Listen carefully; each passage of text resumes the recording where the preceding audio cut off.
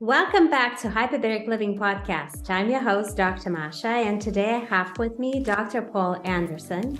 He's a legend in the world of naturopathic medicine. We all learned from you. Somehow you taught different courses for most of us naturopathic doctors who graduated in North America.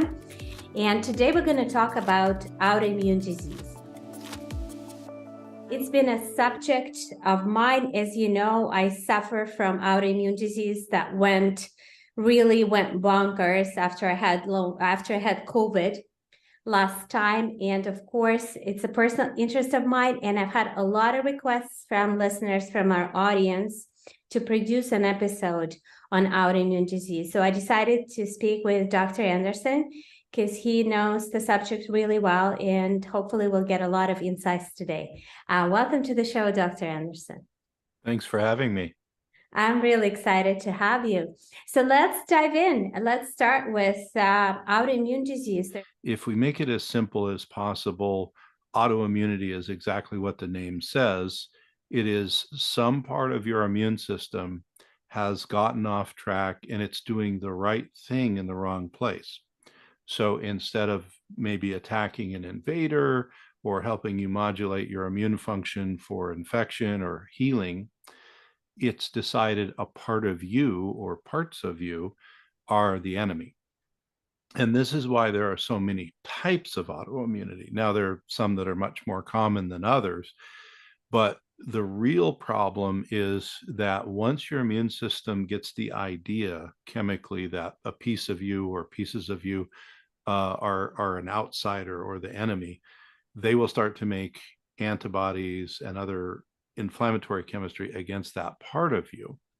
So if that's a part of you that's, say, all over your body, like the joint linings, you can get a autoimmunity that affects you there. If it's your digestive tract, you can get autoimmunity that affects you there. If it's many parts of your nervous system, a lot of autoimmunity there. One of the most common is Hashimoto's thyroiditis, which large numbers of people have. And there's, as you said, hundreds of others now.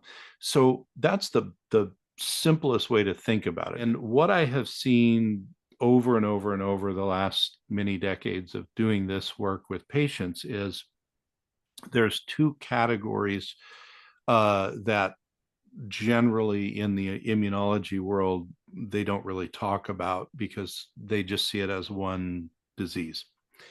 One category is what we always hope to be able to affect, which is what I call more of a functional autoimmunity, meaning if we catch it earlier in its process and we fix all the reasons it became an autoimmune process, we can either minimize it and keep it quiet or maybe even have the markers go away. And I've seen that literally hundreds of times. There are also people then who have the second type, which is possibly, and I think in modern times, what we know more genomically, genetically determined, epigenetics get turned on. And that's a lot harder to reverse. Like it's maybe going to be there the rest of your life.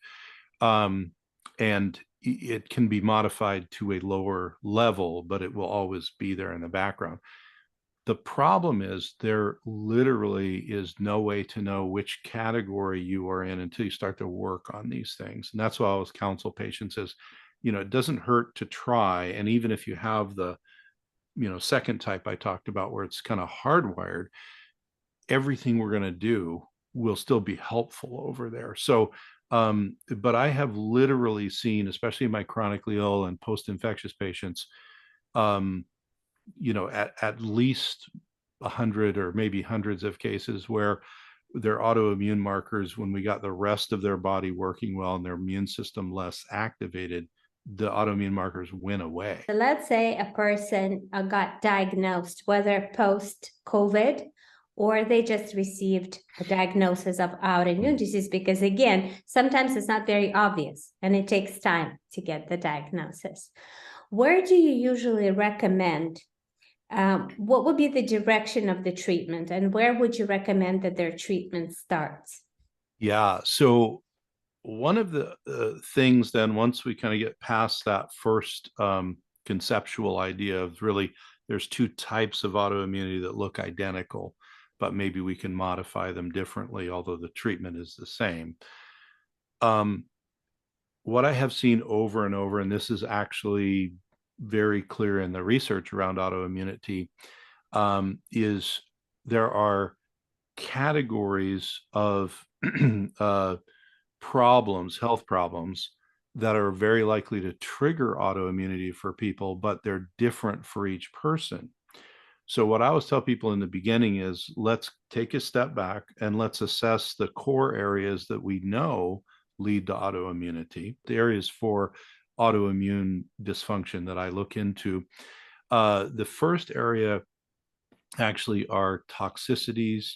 And this is in the literature, whether it's metals or chemicals or mycotoxins, very common with mold toxins. So toxicity is an area that at least has to be looked at. The next is your immunology overall. So that means, okay, how bad are the autoimmune labs? Are they really high, or are there a lot of markers that are just above normal, but there's 3 or 4 of them? Kind of different pictures there, but that's how we follow it. But that's the effect.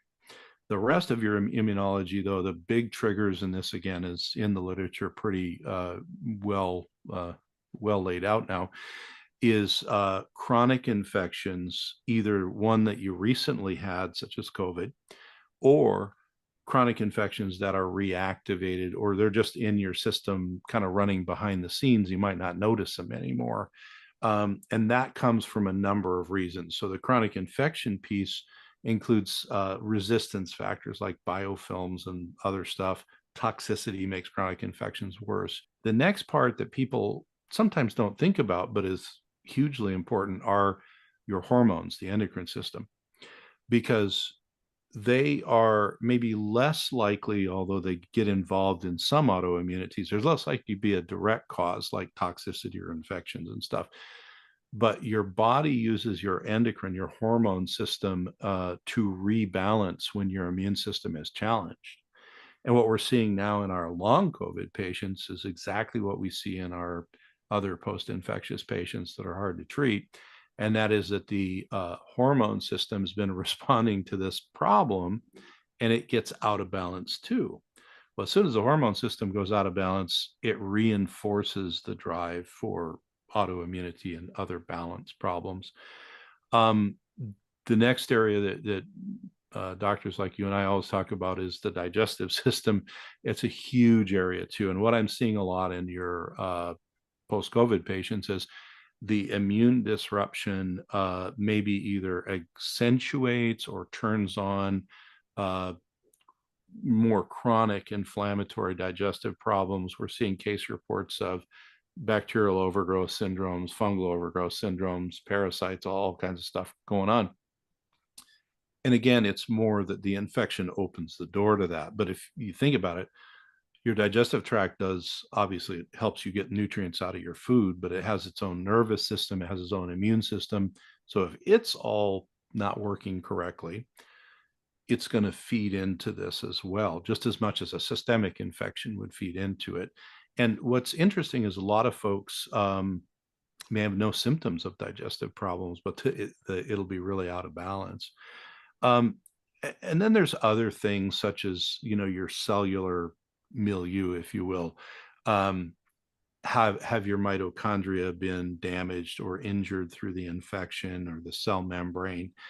And the problem there is that if you don't kind of get them back working correctly, that is a big area, especially the cell membrane getting damaged. Do you recommend to do the full panel testing, to test for mycotoxins, test for heavy metals, look at stool testing, infectious disease testing? Because that's going to be a lot of testing. Is it worthwhile really go after that and do all the testing?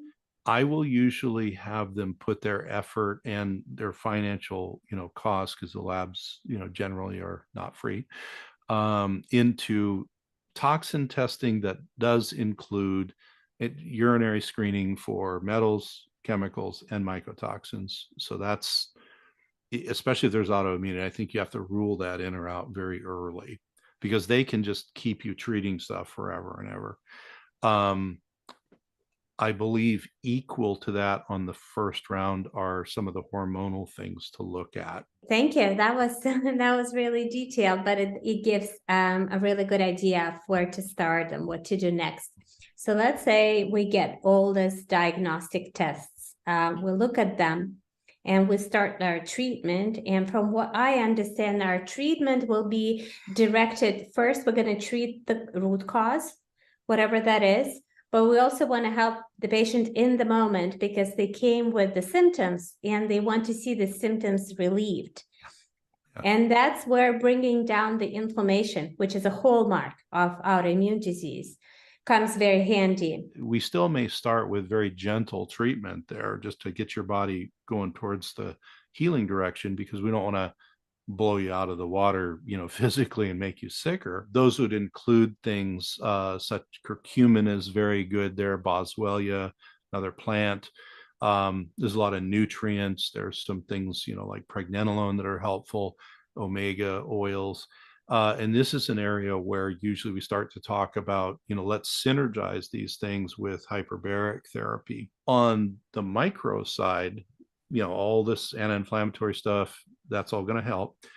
But then we may do specific things to kind of help the membrane and the mitochondria heal up. So again, the omega oils you're doing for the neuroinflammation, going to help there. Specific nutrients like CoQ10 and alpha lipoic acid, things like that help the mitochondria a lot. Many mitochondrial supports.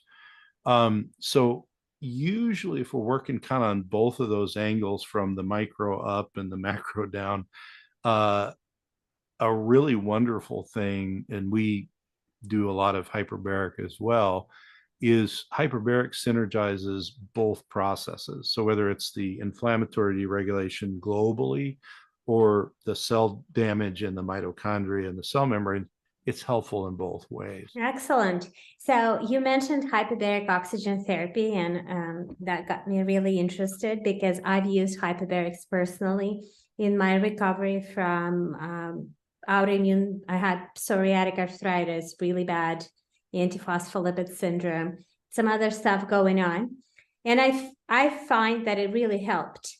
I didn't have any protocol. I was my own physician. So I tried different things and I tried to assess and see how I felt.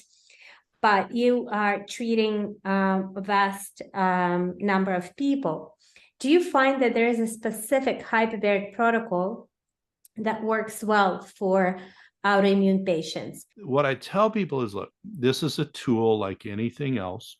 And what we usually do, say with supplements or other things, is we always start small and work up to see how you respond, right? Because some people, a little bit, does great. Other people, constitutionally, this is how I am, a little bit does nothing. I need like enough for a large animal or something like that before I feel it. Same with hyperbaric. So what we tend to do, especially if you're really not feeling well and we know there's autoimmunity in the background, or maybe we don't know, but you're just so sick, we look at it. If you've never had a hyperbaric, I tend to recommend you start in a low pressure system and see how that feels to you. And what we normally do is sort of walk the person up in intensity. So I usually start in a lower pressure system, like a 1.3 atmosphere on room air. And we usually, and this is almost never do we treat at this length, but usually our sensitive folks, we start 30 to 45 minutes. But let's just see how you do in there, right? The next treatment, though, if all went well on that first one, and you didn't really, feel much change after, we'll usually go to 60, maybe 90 minutes. We'll add supplemental oxygen, and then we'll see what that does for you, And I always tell people, usually by the third or fourth treatment, because then we're into some, meaningful treatment length, we'll know if this is going to be kind of, hitting the middle for you, right? And something that is, people like you and I talk about it, but in the bigger hyperbaric community, because it came from very, linear and focused therapeutic protocols for dive injuries and trauma and things like that, where you really need super high pressure and Navy dive tables and all that. That's sort of one area of pressure medicine. In what we do with people who are chronically ill or autoimmune or post-COVID or whatever, you have a different sensitivity. You're not treating them for the bends. You're trying to get oxygen into their cells and do all the good stuff.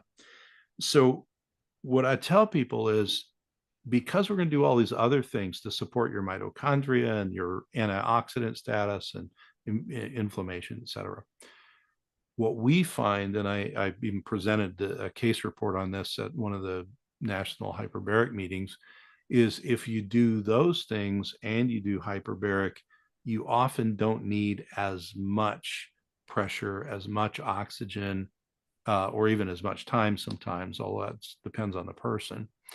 And so we always do them as a synergy. I have personally never done hyperbaric as just a one, treatment without doing the other stuff. So I would say yes. There's a lot of people where they do the first 2-3 trial things and we step them up, and they're like, I really noticed a difference when we went from 60 to 90 minutes, or when I started to get the oxygen, or I was so sensitive. I was great with room air. When you gave me the oxygen, it was a little bit too much for me, and I got symptoms. And that'll change as they get better, they get more tolerant. So then we just say, okay, for you, the next number of treatments, we're going to do the time that felt the best, and room air, oxygen, whatever you're best with. As far as hard chambers and high pressure systems, like I say, we do a lot of that too. There are some people who just do better with higher pressure. My experience with long COVID, and there's 2 trials published, more coming, and I didn't review them right before because my brain was full of other stuff. But one was actually a randomized controlled trial, and it showed a lot of benefit. And these were run in the, I think, 175 to 2 atmosphere range, but they were done with no other treatment. It was just let's put them in and see what happens. What it goes to is how individual we all are. And the more, protocols are great because you have to have some boundaries, but the best thing about a medical tool like hyperbaric or anything is using the amount the person needs and not the amount you did for the last 10 people. We're still learning. And as you said, and I want to repeat this because it's very, very important to understand that we are not using hyperbaric therapy as a monotherapy. It's not just one therapy that we're using.